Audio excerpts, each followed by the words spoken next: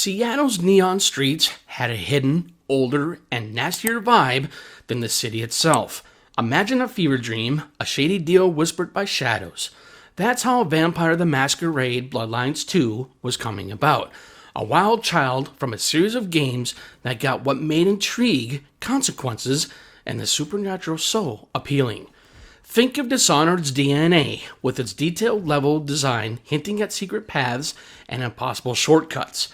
That's Seattle's underbelly, a maze of fire escapes, dirty rooftop gardens, and ventilation shafts with dangerous secrets. The freedom to do what you want, a smooth infiltration, super important. You wouldn't just sneak, you'd flow, like darkness moving through the city gritty reality. Your powers weren't flashy spells, but the scary gifts of the undead, boosted by the city's layout. Then LA Noire's sharp smarts add a layer of gritty detective gameplay. Bloodlines 2 didn't skip the detective bits. You'd pick through crime scenes, not with a magnifying glass, but with a bad feeling, sensing the echoes of violence. Questioning people wasn't about reading faces, though some clans might have gotten good at that, but almost manipulating. Using fears and wants, drawing out the truth like blood. What you find out wouldn't just open the next area.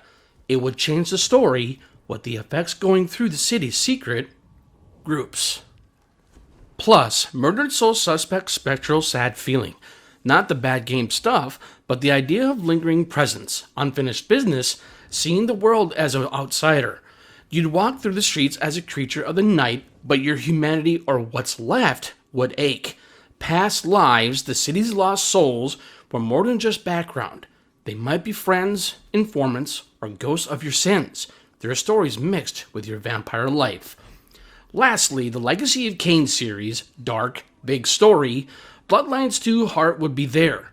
The world wasn't just for your powers, it was full of old grudges, prophecies, and power struggles lasting ages. The talk was sharp, funny, with the cynicism of living forever and the tiredness of endless fighting. Morality wasn't optional, it was everywhere. You'd make hard choices that make even vampires think about their path. Choices like Raziel and Kain's tragic stories.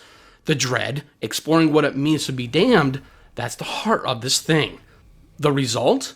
A game where you walk the streets, not just to feed, but to find a plot that might break the masquerade.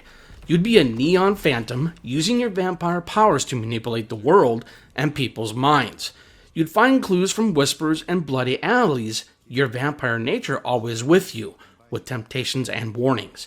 And you deal with a dangerous political mess, with clans that hate each other, with their own plans and old anger. This wasn't just another open world game, this was Vampire the Masquerade Bloodlines 2. It gets that horror isn't jump scares, but slowly turning into a monster, the choices that define you, and realizing that the monsters are the ones you don't see coming. It's the successor to Darkness, and Seattle, in its dirty glory, is where it all starts.